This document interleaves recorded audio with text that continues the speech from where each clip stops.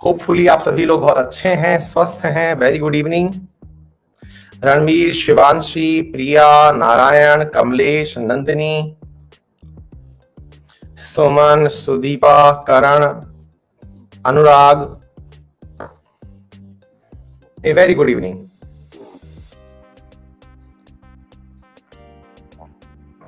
विक्की, महेंद्र की पहली क्लास है। वेरी वार्म वेलकम बेटा। सभी साथियों का स्वागत।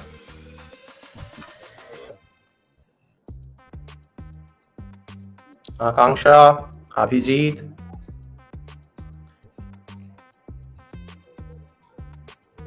हाँ रीना, एकदम बेटा बढ़िया, एकदम बढ़िया, स्वस्थ है ना। चलिए तो शुरू करते हैं आज के सेशन को। जैसा कि आप सभी को मालूम है कि आज हमें पढ़ना है फंडामेंटल ड्यूटीज के बारे में, ठीक है। सागर, बहुत बढ़िया बेटा, thank you so much, thank you so much. अक्षी,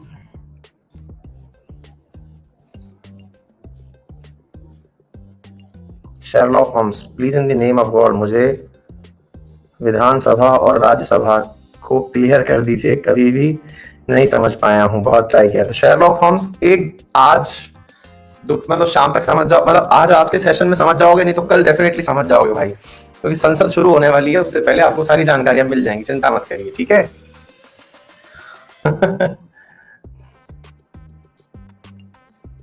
शांति कुमारी, हाँ बेटा, काम का क्वेश्चन बोलो क्या है। Nikita, thank you. शुभम, बहुत सारा आशीर्वाद बेटा। झांसी में बारिश हो रही है, यहां भी हो रही है। ऋषभ पूछ रहे हैं पहले वाला सागर गायब हो गया क्या। आजकल भैया वो पहले वाला सागर हमारे कॉल सेंटर पे कॉल कर करके दुखी कर रहा है मुझे। मैंने आप लोगों के लिए एक नंबर जारी कर रखा है, मेरा वाला नंबर, उसके ऊपर कॉल कर करके दुखी कर रहा है। टीम दुखी हो गई है, हर दिन फोन आ रहा है उसका। वो वहां पहुंच गया है वो।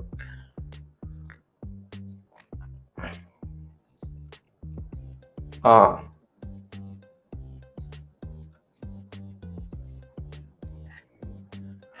नीतीश, ऐसा कुछ नहीं है यार। हर्ष,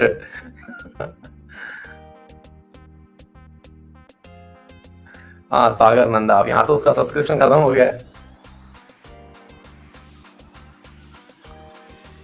वर्षा, अभी बेटा आने दो, संसद के समय पढ़ाएंगे, ऐसे थोड़ी कि बीच में पॉलिटिक्स शुरू हो गई है तो कहीं से शुरू कर देंगे, है ना। आएगा बीच में तब समझाएंगे, ठीक है। मुकेश, 42nd अमेंडमेंट,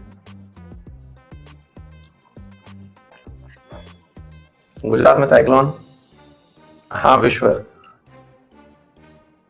हाँ वो अलग लेवल है। अभिषेक, बिल्कुल, हाँ हर्ष, वो मेरा बहुत बड़ा वाला फैन है। केशव यार, उसको मार क्यों रहे हो। चलो अमित, मुझे भी ऐसा ही लग रहा है कि रोहन सर को कॉल लगाएगा वो।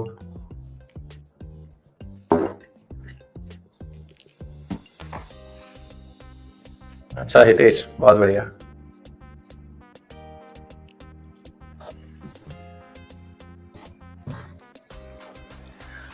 आरुषि बेटा, वो मिल जाएगा या तो आपको स्पेशल क्लास की बैकग्राउंड में देखना पड़ेगा। मोहम्मद आरिफ, बहुत सारा प्यार भी है। राजस्थान में विधान परिषद अशोक नहीं हुई है कल, लेकिन विधान परिषद पर मॉर्निंग में एक सवाल पढ़ाऊंगा, क्योंकि पश्चिम बंगाल ने हाल ही में डिमांड करी है, तो कल सुबह की तरफ एक क्लास पढ़ाऊंगा, ठीक है।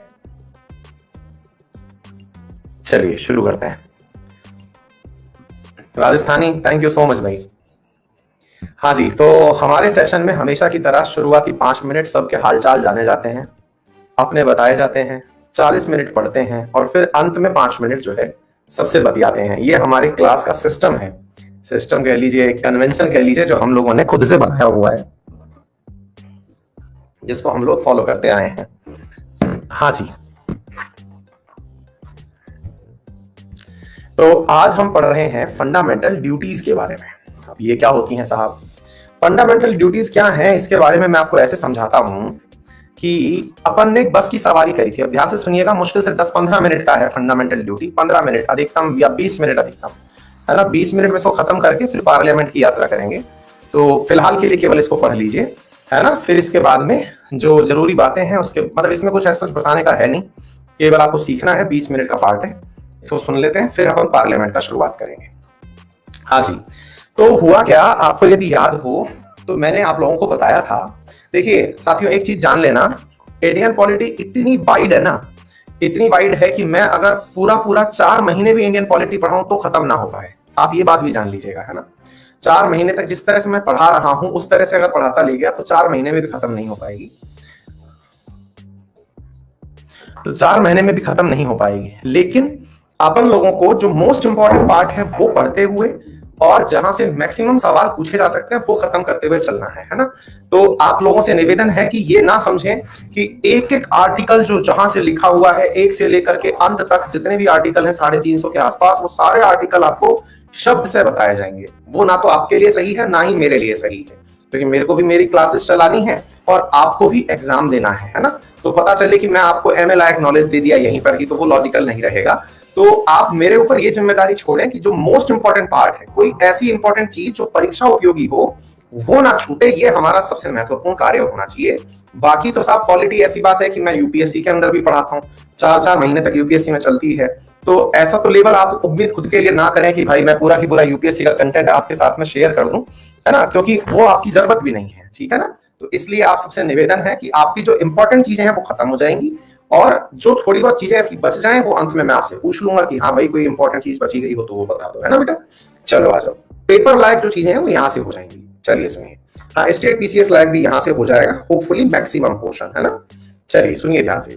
तो हुआ क्या, हम लोगों ने एक यात्रा करी थी बस की। अगर आपको याद हो तो हमने बस की यात्रा करी थी और उस बस के अंदर सवारियां बिठाई थी। बहुत दिन से ये बस चल रही है, क्योंकि जब तक इंडियन पॉलिटी चलेगी ये बस चलती रहेगी। तो इस बस की तो आप आदत डाल लें, मतलब ये बस यात्रा में रहने वाली है। एक मैंने आपको बताई थी रोडवेज की बस जो कि सरकारी थी, और एक थी प्राइवेट बस। ये एंड तक चलेगी, है ना, ये एंड तक चलेगी। जिस दिन पॉलिटी अंतिम दिन होगी तब तक ये चलेगी, है ना, ये याद रखिएगा।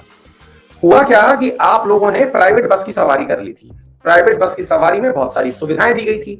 सुविधाओं में आपको बढ़िया सीट, बढ़िया से पानी की व्यवस्था, बढ़िया एसी, बढ़िया वीडियो देखने की व्यवस्था, ये सारी सुविधाएं जो दी गई थी इन्हें आपने फंडामेंटल राइट कहा था।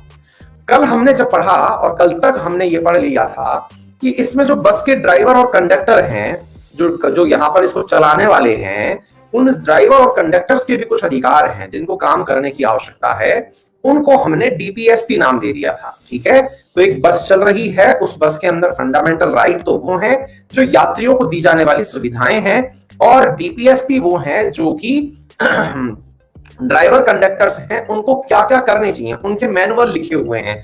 आप ये कर सकते हैं, आप इतनी गति में बस चला सकते हैं, आप इतनी जगह स्टॉपेज ले सकते हैं, आप इस प्रकार के कार्य कर सकते हैं, आपको 10 घंटे लगातार चलाना अलाउड है, 24 घंटे लगातार ना चलाएं। इस प्रकार की सारी बातें हमने इन ड्राइवर और कंडक्टर्स को बताई हुई थी। ड्राइवर के लिए डायरेक्शंस लिखे हुए थे, उन्हीं को हमने directive principles to the state policy कहा।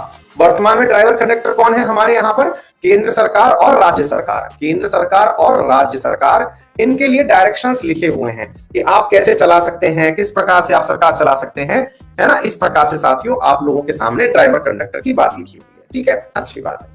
हम लोगों ने जो सुविधाएं दी थी वो यहाँ लिखी हुई है। अब क्या होता है भाई साहब, आपने क्या देखा, और ऐसी चीजें जो है वो हमारे राजस्थान हरियाणा बॉर्डर साइड पे बहुत देखने को मिलती है। जहां मैं रहता हूँ ना, वो मतलब एक्चुअली एनसीआर है, मतलब मैं जिस एरिया में रहता हूँ वो नेशनल कैपिटल रीजन है। यहाँ से दिल्ली कनेक्टेड है, मतलब हरियाणा बॉर्डर फिर दिल्ली कनेक्टेड है यहाँ से।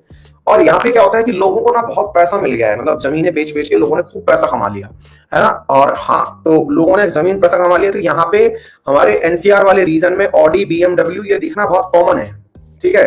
मतलब कि और ऑडी बीएमडब्ल्यू किसी पढ़े लिखे आदमी के पास दिखे तो आप लोगों को ज्यादा फीलिंग नहीं आएगी, लेकिन यहाँ पर उन लोगों को मिली हुई है जो जमीन वाले लोग थे, है ना। जमीन वाले से मतलब हुआ जिनके पास लैंड थी और उन्होंने लैंड बेच दी फैक्ट्री वालों को, ठीक है ना। हाँ, अलवर एनसीआर में आता है, तो अलवर के साथ में बहरोड, भिवाड़ी ये वाला जो क्षेत्र है, ऐसे ही नोएडा, गुड़गांव ये वाला जो क्षेत्र है, यहाँ पर क्या है कि यहाँ पर लोग जो है वो खेत बेच बेच करके 4 छल्ले वाली गाड़ी ले आए, और 4 छल्ले वाली गाड़ी ले आए। और वहां पर क्या हुआ, मुआवजा नहीं भैया, करोड़ों रुपए बीघा के हिसाब से जमीन बिकती है यहाँ पे, ठीक है। तो अब वो 4 छल्ले वाली गाड़ी ले आए। अब 4 छल्ले वाली गाड़ी के अंदर वो अपना जो मतलब पान पताका करके जो एक बीड़ी आती है, वो बीड़ी पीना नहीं भूले, बीड़ी पीना नहीं भूले। और वो जो मोजड़ी होती हैं जूतों में पहनने वाली, जो मतलब जूतियां जिन्हें कहते हैं, उन्हें पहनना नहीं भूले।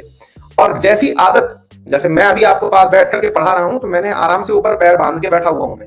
वो तो पैर, वो जो मैं बैठ भी नहीं सकता, बिल्कुल पैरों को एकदम जोड़ करके, जैसे अपन नहीं बैठते हैं, मतलब देसी स्टाइल की जो वो होती शौचालय होते हैं उसमें जिस तरह से बैठते हैं, बकायदा ऑडी में वो उसी तरह से बैठे हुए हैं। मतलब बढ़िया सी बीड़ी चल रही है और वो बिल्कुल एकदम बढ़िया से, मतलब वही जो देसी शौचालय में अपन बैठते हैं उकड़ू उकड़ू करके, जब वैसे बैठते हैं ना, वैसे ही उसमें बैठे हुए हैं। और बढ़िया से, मतलब भाई साहब 4 छल्ले वाली गाड़ी चल रही है। 4 छल्ले वाली गाड़ी का उनको कुछ नहीं पता है, बस ये पता है कि भाई ये 50 लाख की गाड़ी है, अब ये हमको यूज करनी है, ठीक है। तो इसका मतलब क्या हुआ, देखो अब आपने एक बहुत बढ़िया वॉल्वो बस के अंदर सवारियों को सारी सुविधाएं बोल दी। क्या बोल दिया आपने? आपने बोल दी कि भाई साहब इस बस के अंदर जितने भी यात्री बैठेंगे उन्हें बढ़िया सुविधा दी जाएगी, एसी चलता रहेगा, टीवी चलेगी, ये सब होगा, है ना। लेकिन अब आपको पता है हुआ क्या, ये जो सारी की सारी स्थिति आपने देखी, इस स्थिति में अब सवारियों ने क्या कारनामे कर दिए।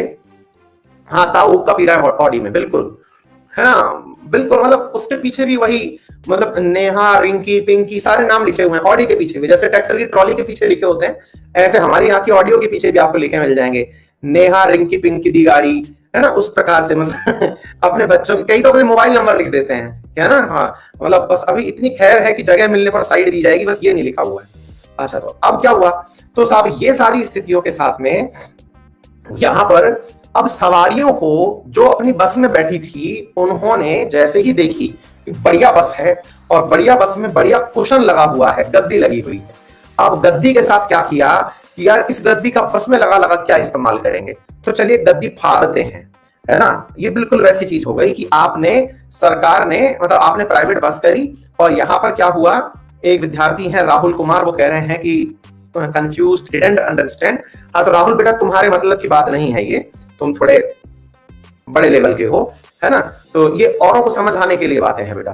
तो ये जो प्राइवेट बस जा रही थी ना बेटा, इस प्राइवेट बस में जो सवारी बैठी थी, इनको सुविधाएं तो दी गई थी, और जो सुविधाएं दी गई थी, उन सुविधाओं में उन सवारियों ने क्या किया, जिस बस पर वो बैठे थे उस बस को ही फाड़ना शुरू कर दिया। बोले ये फॉर्म ले चलते हैं, घर में काम आएगा, है ना। हाँ, जैसे ट्रेन के डब्बे में, ट्रेन के अंदर शौचालय में से जो डब्बा रखा होता है वो चुरा ले जाते हैं, ऐसे ही बस के अंदर रखी हुई जो चीजें थी, जैसे परफ्यूम कहीं रखा हुआ था वो उतार लिया है। टीवी के अंदर पता चल रहा था कि बढ़िया फिल्म चल रही है तो उसमें हुटिंग शुरू कर दी, है ना। जैसे ही कोई बढ़िया सा सीन आए तो बिल्कुल माहौल बना दे एकदम टाइट, है ना, कि हाँ भाई अब होगा कारनामा, और तालियां बज रही हैं, यस ये देखो ये हीरो हीरोइन के नजदीक आ गया। वो जो फीलिंग आना शुरू हुई, इससे पूरा की पूरा डेकोरम बिगड़ गया। ऐसा लग गया कि ये बस तो बढ़िया वॉल्वो थी, लेकिन इसकी हालत बिगड़ चुकी है ना। इसलिए इंदिरा गांधी जी को लगा कि इस देश में बढ़िया सुविधाएं दे दी गई, हमने अपने लिए नियम बना लिए, लेकिन जो लोग बैठे हैं इनके लिए भी कुछ नियम होने चाहिए, इनके लिए भी कुछ नियम होने चाहिए, अदरवाइज तो ये आउट ऑफ कंट्रोल हो जाएंगे। अब आपको बात समझ में आई, अब आपको बात समझ में आई, अब सब करो जरा। इनके लिए कुछ नियम होने चाहिए, और उन्हीं नियमों के अंदर साहब जी स्वागत हुआ किसका, 42वें संविधान संशोधन के माध्यम से स्वर्ण सिंह समेति, जो कि उस समय विदेश मंत्री हुआ करते थे, उनकी सिफारिशों के आधार पर, मेरे प्यारे साथियों, सरदार स्वर्ण सिंह की सिफारिशों के आधार पर 1976 में भारतवासियों के लिए भारत के संविधान के पार्ट 4A में आर्टिकल 51A में ड्यूटीज लिखी गई कि भारत वालों को क्या जरूरी है, कि अगर आपने देश के अंदर सेवाओं का लाभ लिया, तो सेवाओं का लाभ लिया तो कौन सी सेवाओं को लाभ लेते समय आपकी क्या जिम्मेदारी होनी चाहिए। क्या आप लोगों को मेरी बात समझ में आई? किससे इंस्पायर था इस प्रकार की ड्यूटी? रशिया वालों के पास भी लिखी हुई थी। बहुत सारे लोग कहते हैं कि ड्यूटीज बता देने से ही कुछ थोड़ी हो जाता है। आपने बता दी कि भैया आपका कर्तव्य है कि आप ऐसा करें, लोगों ने कहा कर्तव्य बताया है, मैंडेटरी तो नहीं लिखा है। आ रही बात समझ में? जूही सही कह रही हो, बोले कर्तव्य बताया है लेकिन मैंडेटरी थोड़ी किया है। मैंडेटरी से मतलब हुआ कि आपने ये थोड़ी कहा है कि ये फॉलो करना कंपलसरी। अरे कोई बात नहीं, आज आपको बताया गया है, कल से इसको कानूनी रूप भी दे दिया जाएगा। भारत में ऐसा तो बहुत बार हुआ है। पहले आपको चेतावनी दी जाती है, जैसे मोदी जी ने शुरुआत में कहा कि मित्रों अभी हम आप लोगों के लिए 2 दिन का वीकेंड कर्फ्यू लगाने जा रहे हैं कोरोना से निपटते समय। आप सबसे गुजारिश है घर में रहें और कोरोना को बर्तन बजा के भगाएं। सबने भगाया, मैंने भी बर्तन बजा के भगाया, अपन सबने साहब ये काम किया। उसके बाद में जब पता चल गया कि ये सब बर्तन बजाने में कामयाब हैं, घर में रह सकते हैं, तो मित्रों 15 दिन का लॉकडाउन लगा के देखते हैं। तो सरकार करने से पहले आप लोगों के ऊपर प्रैक्टिकल करती है, यानी कि चूहों पर प्रयोग किए जाते हैं। प्रयोग हम पर किया गया कि इनको पहले संस्कार सिखाते हैं, क्या पता लिखे होने से ही कुछ लोग बातें मान जाएं। जैसे आपने बहुत बार देखा होगा कि सरकारी बस के ऊपर लिखा होता है कि कृपया धूम्रपान ना करें, तो कईयों को वो देख करके समझ में आ जाता है कि चल छोड़ यार, धूम्रपान नहीं करना। हर आदमी को तो नहीं आता, लेकिन कुछ को तो समझ में आ जाता है। कृपया मोबाइल तेज वॉल्यूम में ना बजाएं, लिखा होता है। आजकल के मोबाइल गाड़ियों में सब जगह लिखा होता है कृपया मोबाइल तेज वॉल्यूम में ना बजाएं। ठीक है, तो ऐसी स्थिति में कुछ लोगों को लगता है कि चलो यार अपनी वजह से परेशान, लिख दिए गए। एग्जैक्टली इंडिया में भी ऐसे ही किया गया। हम सभी लोगों के लिए कुछ कर्तव्य बता दिए गए। क्या बता दिए गए कि भैया आपको इस देश में रहना है, रहिए, लेकिन आपके सामने कुछ कर्तव्य बताए जा रहे हैं जिन्हें आप पूरा करें। किसी ने पूछा, अब कई समझदार प्राणी निकले, उन सबने सवाल पूछा कि सर आपने फंडामेंटल ड्यूटी तो बता दी, लेकिन एक बात बताओ, फंडामेंटल ड्यूटी पार हमने नहीं मानी तो क्या कीजिएगा। हाँ, तो अब सरकार से भी पूछा गया, इंदिरा गांधी जी से भी पूछा गया कि मैडम एक बात बताओ, अगर ऐसी परिस्थिति बन गई कि लोगों ने बात नहीं मानी तो क्या कीजिएगा, है ना। हर्षद कह रहे हैं कि बस वाली कहानी पेटेंट करा लो। बेटा मेरी हर बार अलग कहानी होती है, मैं अलग कहानी से ही शुरू करता हूँ। लास्ट बैच में ये कहानी सुनाई नहीं थी, अभी आप लोगों के सामने मतलब बनाई है मैंने। ठीक है, अच्छा, तो फिर ऐसी स्थिति में है ना, तो बोले अब इंदिरा मैडम जी से पूछा गया कि मैडम जी बात बताओ, किसी ने नहीं माना आपकी बात को तो क्या कीजिएगा। तो बोले साहब ऐसा है, कोई बात नहीं, नहीं मानेंगे तो।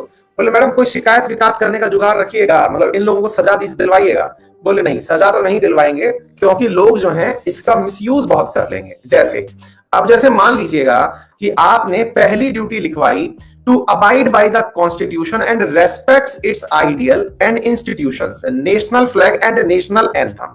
ठीक है, अब आपने इस फंडामेंटल ड्यूटी को क्या किया, पहले तो इसका मीनिंग समझा देता हूं। आपने लिख दिया कि साहब हम क्या करने वाले हैं कि देशवासियों के लिए एक ऐसा सम्मान सिस्टम बना रहे हैं ताकि वो संविधान का पालन करें, उसके आदर्शों का सम्मान करें, संस्थानों, राष्ट्रीय ध्वज और राष्ट्रीय गान का सम्मान करें। अब मुसीबत हमारे यहां पर यह है कि राष्ट्रगान किसी एक स्कूल में बजे तब तो समझ में आए, लेकिन अगर एक स्कूल की जगह आप रोड से निकल रहे हैं, हर जगह राष्ट्रगान बज रहा है। आपने बचपन में सीखा होगा कि जब हम लोगों ने राष्ट्रगान बजाना शुरू किया बचपन में, तो राष्ट्रगान के बजते ही अपन लोग सीधे खड़े हो जाते थे। ठीक है, अपन खड़े हो गए कि हाँ भाई राष्ट्रगान बज रहा है, सीधे सीधे खड़े हो जाओ, खड़े हो गए। अब भैया ऐसी स्थिति में दिन भर में कई बार आपने रास्ते में से क्रॉस हो रहे हैं, और अच्छा होता ये है राष्ट्रगान सुनाई दे जाए तो आपको रुकना जरूरी है। अपने देश में तो वैसे ही इतनी बेरोजगारी है, मतलब कई लोग तो इसलिए बैठ जाएंगे कि मान लीजिए कि ये भाई साहब हमारे पड़ोसी बाहर निकल रहे हैं, आज इनको फंसाना है, आज इनको सीधा सुप्रीम कोर्ट की यात्रा करानी है। खड़े हो गए कि बेटा हम तो राष्ट्रगान पे खड़े हैं और तुम्हारी फोटो बना रहे हैं, क्योंकि चाइना वालों ने मोबाइल दे दिया है और अपन फोटो खींच रहे हैं। देखिए राष्ट्रगान बजता हुआ जब मुझे सुनाई दे रहा है, इनके कान स्वस्थ हैं, तब भी ये नहीं रुके हैं और चले जा रहे हैं। ये लीजिए हो गया कारनामा। मतलब समझ रहे हैं, हमारे देश में तो क्या है कि अगर कोई भी चीज है, अब सिनेमा हॉल है, अब सिनेमा हॉल के अंदर राष्ट्रगान बजा, अब राष्ट्रगान बजा और राष्ट्रगान बजते ही आदमी कोई खड़ा नहीं हुआ। अब आज राष्ट्रगान के समय आदमी खड़ा नहीं हुआ, तो अब यार एक बात बताइए, वो अंदर बैठा हुआ खड़ा नहीं हुआ, कई तो उसी को कूट देते हैं, खड़ा क्यों नहीं हो रहा है। अरे यार फिल्म के अंदर बीच में राष्ट्रगान आ गया तो ये थोड़ी कि भारत माता की जय के नारे लगाने लग जाऊंगा। मनोरंजन के लिए आया हूं। अब इस बात के ऊपर बहस छिड़ गई, इतनी बहस छिड़ गई कि सुप्रीम कोर्ट तक पहुंच गई। सुप्रीम कोर्ट को गाइडलाइंस देनी पड़ी कि हाँ भाई साहब खड़ा होना जरूरी है। क्यों? क्योंकि कब तक किसी से बहस सुने। आप नहीं, सच्चाई है, ये सुप्रीम कोर्ट में पहुंच गया, ये मुद्दा पहुंच गया। सुप्रीम कोर्ट ने कहा कि हाँ भाई राष्ट्रगान बजे तो सब खड़े हो जाना। क्यों? पता नहीं है ना कौन किसको ठोक देगा कि भाई खड़ा नहीं हो रहा है ये। अब ये तो बहुत बड़ी बात है। अब चक्कर ये है कि राष्ट्रगान अंदर बज रहा है तो बाहर भी सुनाई दे रहा है, अब बाहर सुनाई दे रहा है तो सब चीजें रुक जाएंगी। तो ऐसी स्थिति में इनको कानूनी रूप देना बहुत मुश्किल काम है। मतलब ये चीजें ऐसी हैं कि आप इन्हें कह सकते हो कहने के लिए कि ऐसा करें, है ना, लेकिन आप ये नहीं कह सकते कि मैंडेटरी है कि आप इस प्रकार से इसको करें। ठीक है ना, क्योंकि अल्टीमेटली भाई आप कॉमन सेंस लगाइए इसमें, मतलब बाकी कोई रॉकेट साइंस नहीं है। आज इसमें केवल कॉमन सेंस लगाइए कि आपने अगर, अब मान लीजिए रेस्पेक्ट ऑफ आइडियल्स की बात हो रही है कि भारत के जितने संविधान के जो आदर्श हैं उनका सम्मान करो। अब संविधान के आदर्श का सम्मान करो, कल परसों किसी क्लास में, मैं आप ही की क्लास में बोल रहा था कि भाई मैं बहुत ज्यादा प्रभावित हूं 3 लोगों से, महात्मा गांधी जी से, नेहरू जी से और वल्लभ भाई पटेल जी से, और एक चौथा व्यक्ति था मेनन साहब। इनसे मैं बहुत प्रभावित हूं क्योंकि मॉडर्न हिस्ट्री में मैंने इनके बारे में पढ़ा। अब उसी समय कमेंट बॉक्स में लिखा आ गया, तो सर क्या भगत सिंह से प्रभावित नहीं है? तो क्या साहब आप अंबेडकर साहब जी से प्रभावित नहीं है? तो यार मतलब ये चीज क्या हो गई, अपने आप मारने वाली हो गई। क्यों? क्योंकि आपने 4 नाम लिए, बाकी के नाम एक बार में नहीं बोल पाए। अब अगर आपने नहीं बोल पाए तो मारे गए। क्यों? क्योंकि आपने कहा आदर्शों का सम्मान करेंगे। क्लास की रिकॉर्डिंग सुप्रीम कोर्ट में चली गई कि साहब देखो ये 4 का ही सम्मान करता है, और हमने पूछा था, कमेंट बॉक्स में लिखा था, हमने कमेंट बॉक्स में लिखा था कि आप भगत सिंह का सम्मान करते हैं कि नहीं, आप अंबेडकर जी का सम्मान करते हैं कि नहीं। इनने कुछ नहीं बोला सर। ये लो, मैं पता चल रहा है कि वहां क्लास लड़ रहा हूं अपनी। तो कहने का मतलब ये है कि ये सारी चीजें, ड्यूटी जो हैं, इनको आप किसी को बता सकते हो, कंपलसरी नहीं कर सकते। आ गई बात समझ में? अच्छा, दूसरा, to cherish and follow the noble ideas with which inspired our national struggle of freedom. स्वतंत्रता के लिए हमारे राष्ट्रीय संघर्ष को प्रेरित करने वाले महान आदर्शों को संजोना और उनका पालन करना। मतलब हमारा जब देश, ये हमारी ड्यूटीज हैं, आपको मालूम होनी चाहिए। अच्छा, अब क्या हुआ? अब क्या हुआ साथियों, हमारे देश के अंदर स्वतंत्रता संग्राम चल रहा था।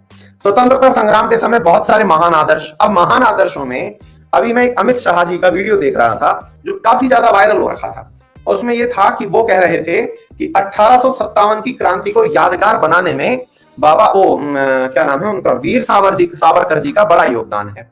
अब उस व्यक्ति ने, जो आपने भी देखा होगा, ये बहुत ज्यादा वायरल वीडियो है। अब उस वायरल वीडियो में क्या है कि वायरल वीडियो में सावरकर के बारे में ये लाइन बोली हुई है कि साहब वीडी सावरकर जी जो हैं, उनका जन्म जो है वो 1857 में नहीं 1900 के आसपास का ही हुआ था। मैं I am not very much sure, 1800 मतलब 1857 के बाद हुआ था, है ना। वीर सावरकर जी का जो जन्म है वो काफी बाद में हुआ है। For being very much factually correct, मैं आपको बता देता हूँ सावरकर जी का जन्म कब हुआ था, है ना। तो आपको क्यों बताना चाह रहा हूँ, एक मिनट रुकिए, देखिए वीडी सावरकर, ठीक है। अब देखिए इनका जन्म हुआ था 1883 में, ठीक है।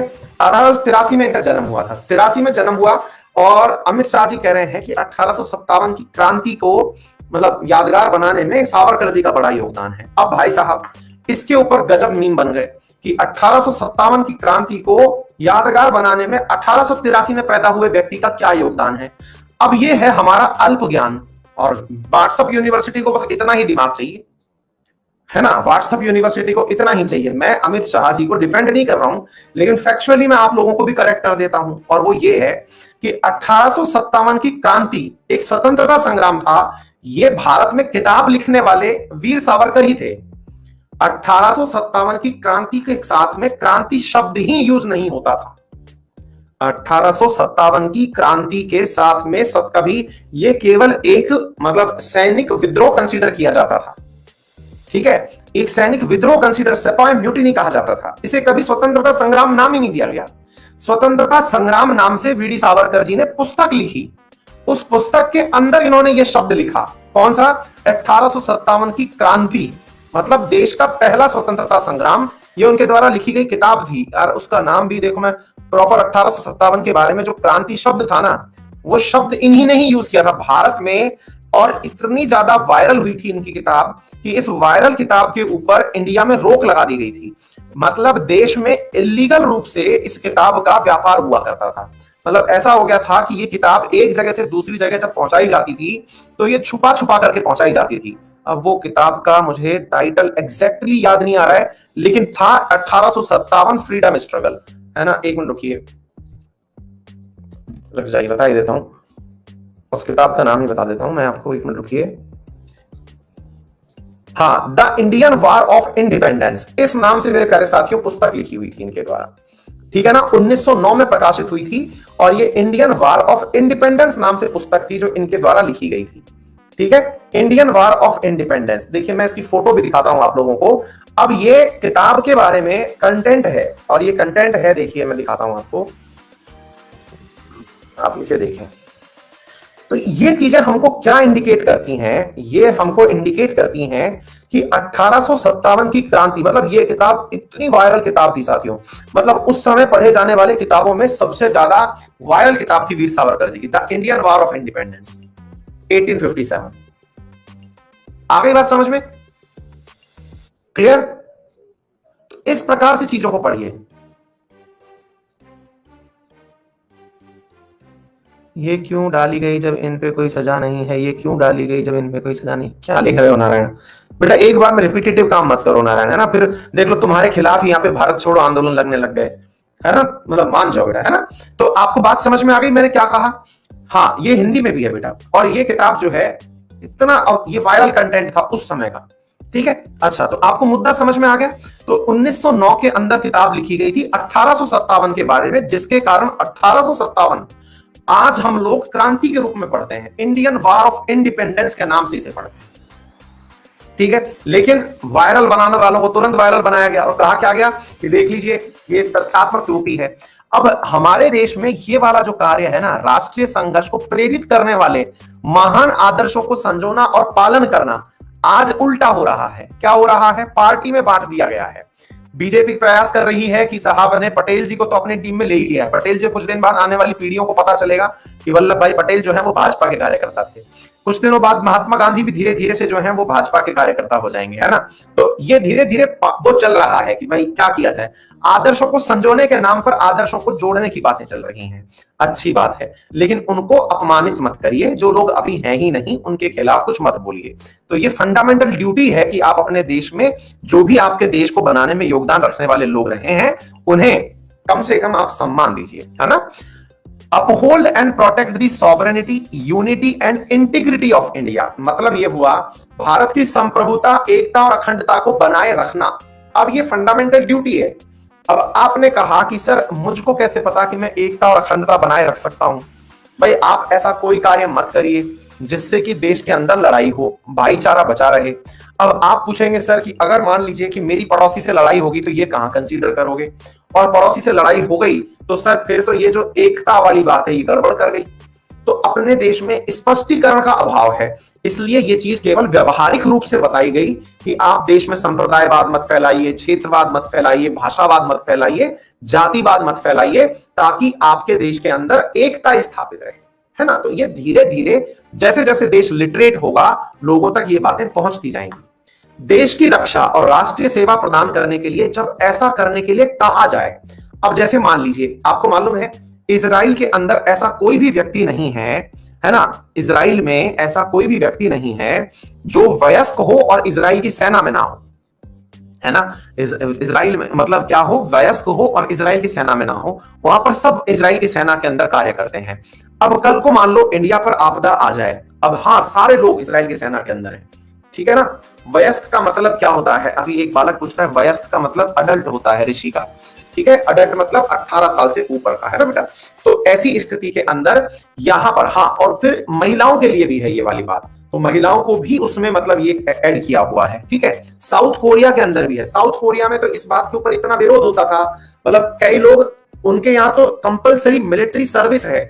आप कुछ भी बनिए, आपको आई मतलब वहां का एडमिनिस्ट्रेटिव ऑफिसर बनना है, इंडस्ट्रियलिस्ट बनना है, या फिर आपको मैनेजमेंट में जाना है, कुछ भी जाना है, लेकिन आपको साउथ कोरिया के अंदर मैंडेटरी रूप से आर्मी में सेवा देनी ही होगी। आ गई बात समझ में? तो ये वाली बात भी निकल करके आ गई। अच्छा, तो ऐसी स्थिति में देश की रक्षा और राष्ट्रीय सेवा के लिए अगर आपकी भी जरूरत कभी पड़ी, हाँ एक सिंगर ग्रुप पढ़ाया था ना मैंने आप लोगों को, तो आपकी भी कभी जरूरत पड़ी तो आपको भी ऐसे कहा जा सकता है। ऑलरेडी अपने देश में मतलब काफी पर्याप्त मात्रा में सेना है, इसलिए हमें आवश्यकता अभी नहीं है, ठीक है? हमारी समय संस्कृति की समृद्ध विरासत को महत्व देना और संरक्षित करना, हमारी संस्कृति की समृद्ध विरासत को महत्व करना। जैसे हमको नहीं लिखना है कि Puja loves Mukesh, Mukesh loves Reena, Reena loves Suresh, ये सब बातें हमको अपनी संस्कृति की विरासतों पर नहीं लिखना है, ठीक है? तो हमको अपनी संस्कृति बचा के रखनी है। आप कहेंगे कि सर ये तो पति पत्नी और वो वाला आपने लव ट्रायंगल बता दिया, मैं तो ऐसे ही बोला था। हाँ जी, भारत में सभी लोगों के बीच धार्मिक, भाषाई, क्षेत्रीय और सांप्रदायिक विविधता के बीच सामंजस्य और समान भाईचारे की भावना को बढ़ावा देना, महिलाओं के गरिमा के लिए अपमानजनक व्यवहार का त्याग करना, मतलब ये बात तो स्वीकार की गई है कि हम लोग अपमानजनक व्यवहार करते हैं, बस इसको क्या करिएगा, हाँ सोनम गुप्ता बेवफा है, बिल्कुल है ना। तो बिल्कुल वैसे ही मेरे प्यारे साथियों क्या किया गया कि renounce practices derogatory to the dignity of woman, महिलाओं के जो सम्मान के खिलाफ कार्य हो रहे हैं उनका त्याग किया जाए। वो बात दूसरी है कि आपको यही समझ में ना आए कि महिलाओं के सम्मान के खिलाफ कोई कार्य होता है क्या, है ना। मतलब इसमें कहा गया है कि आप अपमानजनक व्यवहार का त्याग करिए, यानी कि सेल्फ अंडरस्टूड है कि इंडिया में तो महिलाओं का अपमान होता ही है ना। अपमान होता है तो इसको कम किया जाए, ठीक है। तो ये हमारा मूल कर्तव्य बनाना पड़ा, लिखना पड़ा कि देखिए ये मतलब यत्र नार वो क्या कहते हैं ना, यत्र नार्यस्तु पूज्यन्ते रमन्ते तत्र देवता, उस देश में ये बात भी लिखनी पड़ रही है कि साहब नारियों का सम्मान करें, ठीक है। तो ये देखिए आप सामने, हाँ एक देखिए एक विद्यार्थी ने पूछा भी है, एक सवाल पूछा है, इससे आप समझ सकते हैं। साइमन, क्या मेल के सम्मान के खिलाफ क्या होता है, देखिए ना आ गया ना मेल ईगो, आदमी के सम्मान के खिलाफ क्या होता है फिर, बिल्कुल सही बात है बेटा, समझ गए हम तुम्हारी बात, इसीलिए ये बात फंडामेंटल ड्यूटी में लिखनी पड़ी। आ गई बात समझ में, हाँ ये क्या है कि मतलब इसलिए फंडामेंटल ड्यूटी में लिखनी पड़ी कि महिलाओं का सम्मान करें। क्लियर, अब समझ में आ गई ना। हाथ कंगन को आरसी क्या, पढ़े लिखे को फारसी क्या, मैंने तो उदाहरण के साथ आपको बता दिया। हाँ आगे देखो, आगे चलते हैं। To protect and improve the natural environment including forest, lakes, rivers and wild life and to have compassion for living creatures, जीवित प्राणियों के खिलाफ के लिए दया भाव रखना चाहिए। अब साहब जीवित प्राणियों के लिए दया भाव रखना चाहिए, इस नाम पर बहुत सारे लोग कई इस प्रकार के वीडियो भी वायरल हैं। अब क्या हुआ कि एक मैडम जो है वो इंग्लिश मीडियम में पढ़ाई कर ली और एक वीडियो वायरल हुआ उनका, मुंबई का था कि जाने कहां का था मैं भूल गया। वो एक व्यक्ति जो है वो गाय का दूध निकाल रहा था। अब गाय का दूध निकाल रहा था और आपको मालूम होगा कि गाय का जब दूध धोते हैं तो धोने से पहले क्या होता है, धोने से मतलब दूध निकालते हैं तो उस समय क्या होता है कि गाय का जो बछिया होता है, जो बच्चा होता है, उसे क्या किया जाता है, गाय का दूध पीने के लिए पहले छोड़ा जाता है ताकि उसके अंदर मातृत्व का भाव विकसित हो और गाय दूध देने के लिए तैयार हो। गाय दूध देने के लिए तैयार होती है तो फिर जाकर के उस बछिया को दूर किया जाता है और फिर जाकर के उससे जो है वो जो मनुष्य है वो अपना दूध का दोहन करता है और फिर उस दूध को निकाल करके बेचता है। ये प्रक्रिया है, बाल्टी लगा करके पहले ये मतलब, अदरवाइज गाय दूध ही ना दे, अगर उसका मातृत्व ना जगे तब तक गाय दूध ना दे। अच्छा सा, अब वो बच्ची क्या देख लेती है, मैडम जी जो पढ़ करके आई है कहीं से, उन्हें देख लिया कि आप एक माँ को उसके बच्चे के प्यार से अलग कर रहे हैं। एक माँ को आप बच्चे से अलग कैसे कर सकते हैं? एक माँ अपने बच्चे को दूध पिलाना चाह रही है, आपने दूर कैसे कर दिया? ये एक्सट्रीम है भाई। थैंक गॉड कि अपने यहां पर फंडामेंटल ड्यूटी के ऊपर कानूनी राइट नहीं लगाया। ये आप गूगल कर लीजिएगा, आपको मिल जाएगा यूट्यूब पर ये वीडियो, ठीक है। और वो महिला जो है वो अंग्रेजी में खटपट खटपट दिए जा रही है गालियां, ये क्या है, आप जैसे लोग ही हैं जो इस प्रकार के व्यवहार को रखते हैं। अब वो बेचारा समझ में ही नहीं आ रहा है कि ये मैडम जी कह क्या रही हैं। क्यों? क्योंकि उस बेचारे को तो पता है ना कि गाय उसका भी पालन कर रही है, उस व्यक्ति का भी।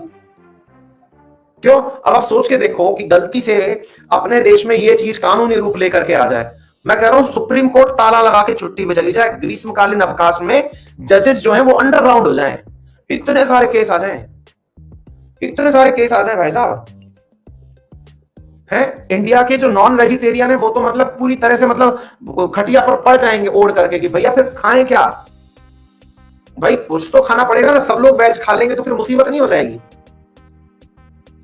तो ऐसी स्थिति के अंदर बहुत मतलब आपको समझना होगा कि इसलिए इंदिरा गांधी जी को लोग कहते हैं कि भाई इंदिरा गांधी जी ने इसको कोई भी कानूनी रूप नहीं पहुंचाया। अरे कानूनी रूप पहुंचाती सुप्रीम कोर्ट ताले लगाने पड़ते, अलग से 2 सुप्रीम कोर्ट अलग से अप्लाई लगानी पड़ती कि भाई चलो तुम अपना अपना काम संभालो, एक फंडामेंटल ड्यूटी में सुप्रीम कोर्ट चल रही होती, ठीक है।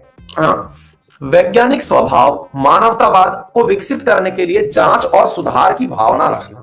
वैज्ञानिक स्वभाव के लिए आपको अपने अंदर सुविधाओं का ये इस प्रकार का भाव रखना है कि कल को साइंस के माध्यम से, हाँ जी हाँ, अगर मान लीजिए कि साइंस के माध्यम से कोई डेवलपमेंट हो तो उसे अपनाना। भाई साहब इसको मान लो कानूनी रूप पहुंचा दिया जाता, इसको कानूनी रूप दे दिया जाता और क्या होता? भाई साहब इंडिया में इन दिनों वैक्सीन को लेकर के जो अफवाह चल रही है, जो लोग आए दिन मतलब कह रहे हैं वैक्सीन नहीं लगवानी चाहिए, वो तो हर आदमी जो है डला होता अंदर। क्यों? क्योंकि उसने साइंटिफिक टेम्परामेंट को चैलेंज कर दिया। आप बात समझ रहे हैं? पता चला कि वो भाई साहब साइंटिफिक टेम्परामेंट के चक्कर में वो जेल में डला हुआ है।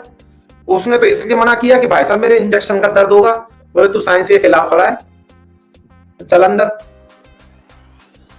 समझ रहे हैं आप? तो ऐसी स्थिति में ये वाली चीज हो जाती है ना। तो वैज्ञानिक स्वभाव, साइंटिफिक टेम्परामेंट इंडिया की मजबूरी है कि आप अलाउ नहीं कर सकते।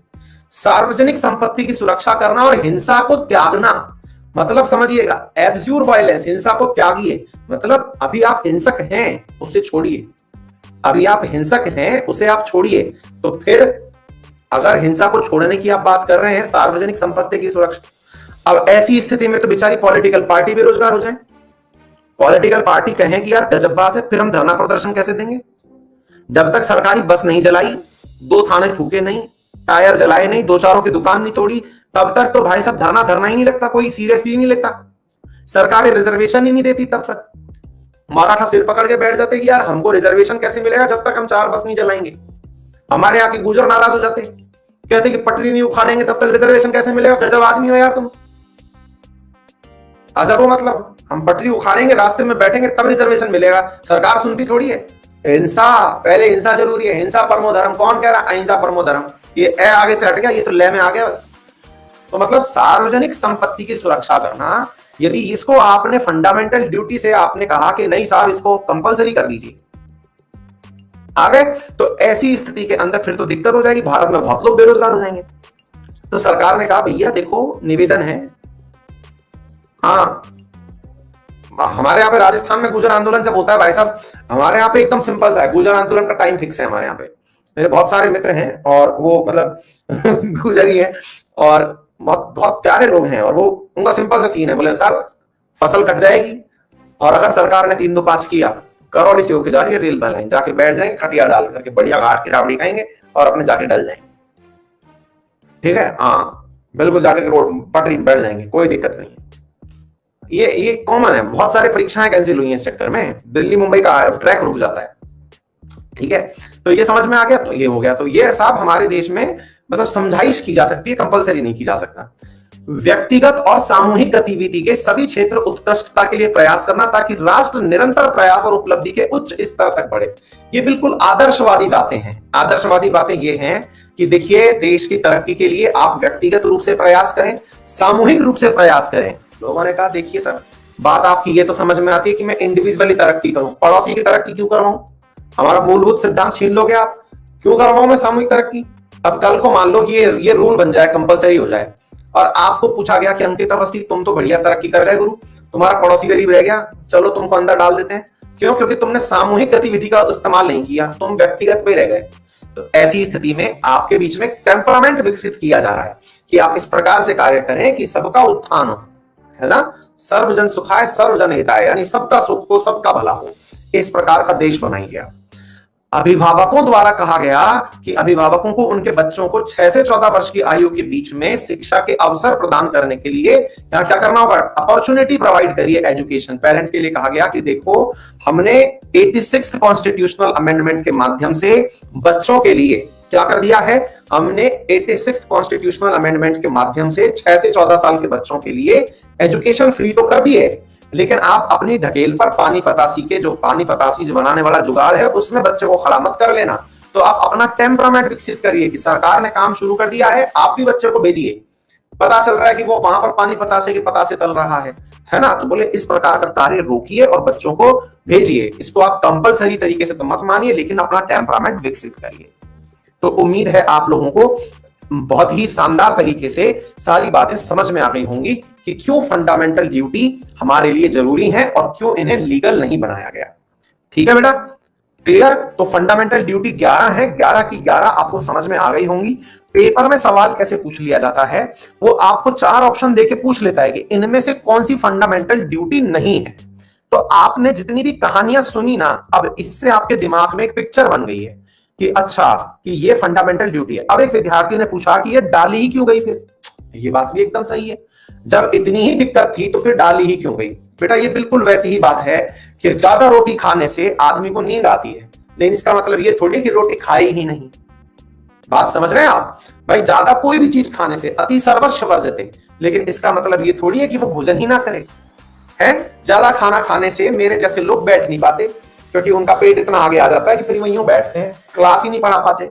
तो ऐसी स्थिति में उनसे कहो कम खाएं, कम खाएं तो फिर जी पाएं, है ना। तो एग्जैक्टली मुद्दा ये है कि ये जो चीजें आपके सामने बताई गई हैं, ये वो हैं जिनको बताने से जितना काम हो जाए अच्छी बात है ना, है ना। बताने से जितना काम हो जाए उतना कर लीजिए, ठीक है। हाँ बिल्कुल सही है प्रियंका, सही है। क्लियर, डन हो गया, मजा आ गया। चलिए बहुत बढ़िया, पता ही नहीं चलता 40 मिनट कब तो खत्म हो जाती हैं। ठीक है, तो अब ये सवाल पूछा जाता है कि साहब मूलभूत की विशेषताएं क्या है, तो ये सब हम बता दिए, क्या विशेषताएं हैं सारी बातें बता दी। आलोचकों का कहना है कि बनाया ही क्यों जब इसके अंदर आप कर नहीं सकते थे, और डालना था तो फंडामेंटल ड्यूटी में ये सब डालते। जैसे नहीं होता, जैसे आपने कभी देखा हो ये फूफा टाइप की शिकायतें हैं, ओहो मिठाइयों में अगर इन्होंने काजू कतली रखी है तो इनके बाप का क्या जा रहा था, रसगुल्ला और गुलाब जामुन भी रख लेते। तो ये वो वाली फूफा टाइप की शिकायतें हैं, है ना, कि जब इतना सब कुछ दिया है तो वोट डालने की बात भी लिख देते इसमें, है करों के भुगतान की बात भी लिख देते इसमें, और तो और परिवार नियोजन की बातें लिख देते। अरे लिख तो बहुत देते, पर जो हुआ है वो कर लो, बाकी जिम्मेदारी तुम निभा लेना यार। ये थोड़ी कि संसद इंदिरा मैडम ने जिस दिन बनाई उसी दिन ताले लगा दिए कि अब संसद नहीं चलेगी। संसद चलेगी, बाद में 86 अमेंडमेंट के द्वारा 11वीं तो जोड़ी गई थी कि नहीं फंडामेंटल ड्यूटी, 86 अमेंडमेंट में जोड़ी गई है। उससे पहले तो 10 ही थी भाई, उससे पहले तो 76 कॉन्स्टिट्यूशनल अमेंडमेंट तक तो ये केवल 10 ही थी, बाद में जोड़ी गई है ना, तो बाद में जोड़ लेना यार। मतलब ये थोड़ी है कि सारी जिम्मेदारी अपने एक नहीं अपने जिम्मेदारी पर ले ली कि नहीं साहब वोट डालने का अधिकार भी डलवाइए, नहीं सर करों का भुगतान भी डलवाइए, अब तो यार तुम डाल लेना यार, इसमें बुराई क्यों कर रहे हो, फिर कमियां क्यों निकाल रहे हो। कर्तव्य में शामिल नहीं तो कर्तव्य में सुझाव दो, आलोचना क्यों कर रहे हो। आ गई बात समझ में। गैर न्याय संगत है उन्हें आलोचकों द्वारा नैतिक दिशा निर्देश के रूप में वर्णित किया जाता है। अरे भाई मैं तो कह रहा हूं न्याय संगत करा देता हूं, तो न्याय करवा के दिखा दे। मैंने कर दिया, लेकिन राष्ट्रगान एक कंपलसरी कर रहा हूं कि राष्ट्रगान के समय सभी को सम्मान करना जरूरी, केवल इतना मनवा दे भाई साहब 26 जनवरी के दिन भाई साहब घर में रोटियां नहीं बने, हर स्कूल अपने आगे माइक लगा के बैठ जाता है और राष्ट्रगान तेजी से बजता है, भूखे मर जाओगे। मम्मी खाना ही नहीं बनाई खड़ी रहेगी, अब उस स्कूल वाले ने बजा दिया, अब उस स्कूल वाले ने बजा दिया, करवा के दिखा दो। तो नॉन जस्टिसेबल तो है ही भाई, बस बताने के लिए है कि यार कर लो थोड़ा, जितना हो जाए उतना अच्छा है। कम से कम कहते हैं ना कि अंधा मामा से काना मामा बढ़िया, कम से कम भाई दिखे तो सही कि कोई है, कुछ तो दिखे। Clear. Adding fundamental duties as an appendix of part 4 has reduced their significance. इन भाई साहब को इस बात से भी दिक्कत है कि आपने पार्ट 4 के पीछे इसको जोड़ा है, अपेंडिक्स बना दिया, इसको एडिशनल में जोड़ दिया आपने इसको। तो भाई क्या इसको पार्ट 1 बना देते, बोले नहीं इसको पार्ट 3 के बाद रखना चाहिए था, यानी मूल अधिकार के जस्ट बाद इसे पार्ट 3A करना चाहिए था। मतलब हाँ तुमको राज्य के जो कर्तव्य हैं, मतलब सरकारें जो काम करेंगे तो पीछे चले जाएं, और तुमको नैतिक दिशा निर्देश की बच्चा, जैसे आजकल कोरोना गाइडलाइन में बताया जाता है 2 गज की दूरी रखें, मास्क लगाएं और हाथ सैनिटाइज करें, बोले इसे क्या करें, बोले इसको सबसे पहले फंडामेंटल ड्यूटी में डालें। यार गजब क्रिएचर आदमी हो, समझाई इसका काम है, कर दिया ना, अब लोड क्या ले रहे हो, है ना। This should be after part 3। ये देखिए कई लोग कहते हैं कि साहब इसको पार्ट 3 के बाद होना चाहिए। अरे तो भाई यार खुद से मान ले पार्ट 3 क्या, इसको पार्ट 1 के आगे रख ले, क्या दिक्कत है। बात समझ में आई। 2 गज दूरी, मास्क है जरूरी। 11 ड्यूटी है।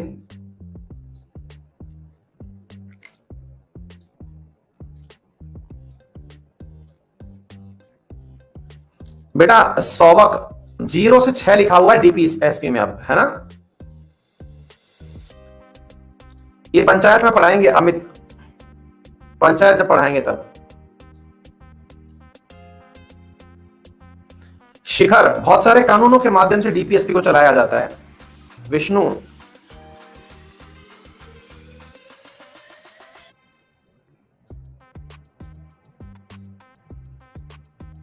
अब देखिए विश्व रंजन रथ ने तो अपने घर की समस्याएं मुझसे शेयर कर ली। सर एक प्रॉब्लम है, हमारे जो पड़ोसी हैं वो हमेशा परेशान करते हैं। अब बताइए अब ये यहाँ पर क्या वाद विवाद का निपटान किया जाएगा। एक प्रॉब्लम है सर, हमारा जो पड़ोसी है वो हमेशा परेशान करता है, हमारे घर को लगाकर मटेरियल रख रहा है, बोलने पर धमकी दे रहा है। तो भाई विश्वरंजन चाहते क्या हो मुझसे? मतलब मैं क्या करूं, आप मुझे वो बताएं। थोड़ा सा मतलब मुझे सिफारिश कर दो कि मैं क्या करूं, आप मुझसे चाहते क्या हो, है ना? सॉल्यूशन इसका क्या ही दे सकता हूं भाई, जाओ पुलिस वाले के पास जाओ ना यार, कानूनी रूप से आप अधिकारी हो, मैं इन समस्याओं का समाधान करूंगा, हो गया मेरा काम। सृष्टि अभी कुछ नहीं है हमारे यहाँ, बस बूंदाबांदी हो रही है बेटा अभी, है ना? टोकटे जो है, ताऊते जो है, ताऊ जी हमारे गेट पे खड़े हुए हैं, बूंदाबांदी हो रही है अभी बेटा। एसएससी जेई की प्रिपरेशन ले रहे हैं कुंतल बंदोपाध्याय, बिल्कुल लेते रहिए, जो मन में आए बेटा देख लीजिए। अरे हाँ यार, आप लोगों को थैंक यू देना तो भूल ही गया, आज के आरएनए के लिए बहुत बहुत धन्यवाद तहे दिल से। आप लोगों ने आज फिर से आरएनए को उसके पुराने मुकाम पर पहुंचाया और एक अच्छे नॉलेज को पढ़ाने में, है ना? मतलब बहुत बहुत धन्यवाद आप सभी साथियों का, थैंक यू। हाँ, आज 10,700 लाइव ले गए थे आप, थैंक यू सो मच। मुझे और अच्छा करने का प्रयास मतलब करना होगा और भी अच्छा करेंगे अपन, ठीक है? कल संसद में मिलेंगे प्रॉपर तरीके से।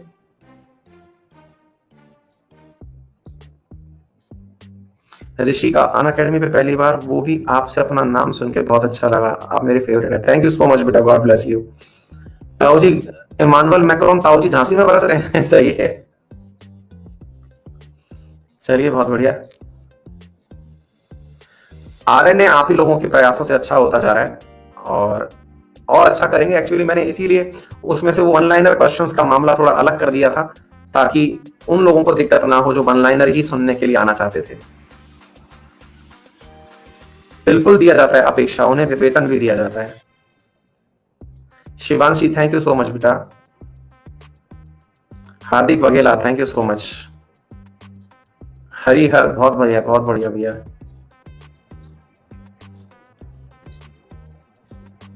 चलिए बहुत ही अच्छी बात है, thank you so much. Balaghat से बहुत सारा प्यार, धन्यवाद भैया। बालाघाट में भी यार मेरा एक दोस्त लगा हुआ है, उसको हम शॉर्ट फॉर्म में तो बालाघाट में नगर परिषद का सीईओ लगा हुआ है, मेरा एक दोस्त आईएएस ऑफिसर है, हर्ष दीक्षित नाम से, आईएएस ही है वो, हाँ, आईआईटी कानपुर का दोस्त है।